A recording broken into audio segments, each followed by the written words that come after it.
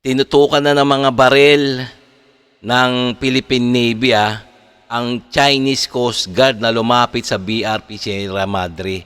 So muntik nang magkabarilan sa tabi ng BRP Sierra Madre. So ito ang ating bibigyan ng reaction video sa ngayon. Ito yung mainit na balita sa ngayon na itong pinapakalat ng mga Chino na sila daw ay tinutukan ng baril ng mga Marines natin sa BRP Sierra Madre. So ito itong bibigyan natin reaction video to mga guys. So kung bago ka pa lang sa aking channel guys please like and subscribe na lang muna sa ating YouTube channel para tayo makapag-umpisa. Okay, and also syempre subscribe din kay Boss Balita. Okay, sa kanyang video to na ating bibigyan ng reaction. Okay? So, umpisa na natin mga guys. Base sa balitang kumakalat, pinalaan si Pangulong Bongbong Marcos ng mismong Defense Ministry ng China sa ginawang panunutok ng Philippine Navy ng baril sa mismong PLA ng China.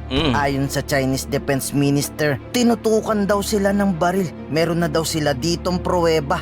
Nakunan daw kasi nanunutok sa China ng mga Pilipino ng baril. Pero totoo nga kaya itong bintang nila sa bidyong inilabas kasi ng China? Makikita dito mismo sa video na dinidepensa lang ng mga Pilipinong BRP Sierra. Alam na kasi ng China nang tututukan sila dyan ng baril. Basta lumapit ka nang di nagpapaalam sa kahit kaninong barkong panggera. Kaya China, wag nyo kaming babaliktarin kami nanunutok sa inyo ng baril. Kayo tong pumapasok sa Ayungin Shoal, kayong trespasser China. Kaya naman pala kaya natural na tututukan sila ng baril ng mga ating mga sundalo sa BRP Sierra Madre, no? So lumapit sila siyempre lumapit sila ng walang paalam, no? Tapos isa pa ang kwento ng ng mga Chino na to na sila ay tinutukan ng baril ng mga Pilipino na soldier, mga sundalong Pilipino. Siyempre natural, ang tanong bakit sila nandoon sa tabi ng BRP Sierra Madre? Bakit sila nandoon? Hindi naman sa kanilang teritoryo yan. Natural, siyempre naka-ready ang mga Pilipinong sundalo. So ang tanga-tanga naman. Talaga nakaplano na talaga sa mga Chino na siyempre pag lumapit sila sa BRP Sierra Madre, natural na ang magiging aksyon ng mga sundalong Pilipino siyempre dumipensa. So ganun. Ayun ang plano ng mga China na para isumbong nila sa international community. So wala naman 'yan. So hindi naman maniniwala yung ang international community sa kasinungalingan ng mga Chino na 'to, mga buwiset. 确有个别国家在外部势力的煽动下诡计双边的约定，违背自身的承诺，有预谋的挑起事端，制造假象，误导视听，甚至不顾地区国家的整体利益，违反东盟宪章精神，配合外部势力在本地区部署中程导弹，严重破坏了地区的安全稳定。这样的做法终将会引火烧身。对此呢，国际社会的眼睛是雪亮的，中方对侵权挑衅行政保持了足够的克制，但这也是有限度。 Pero babala ni Defense Secretary Lloyd Austin, hindi maiiwasang makipaggera ang Amerika, Pilipinas sa China. Unang-una, hindi sila marunong sumunod ayon kay Secretary Lloyd Austin. Kaya maiging maghanda na lang din tayo sa gera. The harassment that the Philippines has faced is dangerous, pure and simple. And we all share an interest in ensuring that the South China Sea remains open and free. The United States can be secure only if Asia is secure. And that's why the United States has long maintained our presence in this region. War or a fight with China is neither imminent, in my view, unavoidable. So leaders of great power nations need to continue to work together to ensure that we're doing things to reduce the opportunities for miscalculation and misunderstandings. And as long as we're talking, we're able to identify those Yun. issues that Yes. are troublesome, and that we want to make sure that that we in place guardrails to ensure that there are no misperceptions and no miscalculations, and incidents can spiral out of control in a region. But you can only do that kind of thing Yun. if you are Yes. Kaya panawagan Kaya nga ayan yung Department Defense ng Amerika yon, si Martin Lloyd. So talagang nakareda in case talagang anytime nakaredy ang hukbong sandata ng Pilipinas at ang Amerika in case na magkaroon ng malalang sigalot sa West Philippine Sea. ni Admiral Ronnie Hilgaban sa lahat ng Coast Guard, wag daw sanang gamitin ang water cannon para makapanakit. Gamitin daw ito sa apoy para makapanagip buhay. Pero ang China hindi niya nabanggit Tama. na sila tinutukoy niyang magbagong buhay.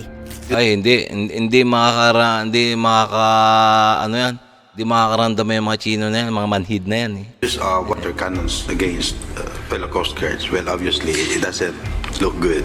So I hope that stops. Water cannons was as more Ayan pinaparinggan sila ni General ni Admiral ng Philippine Navy Pinaparinggan sila na ang water cannon ay para sa pamatay sunog.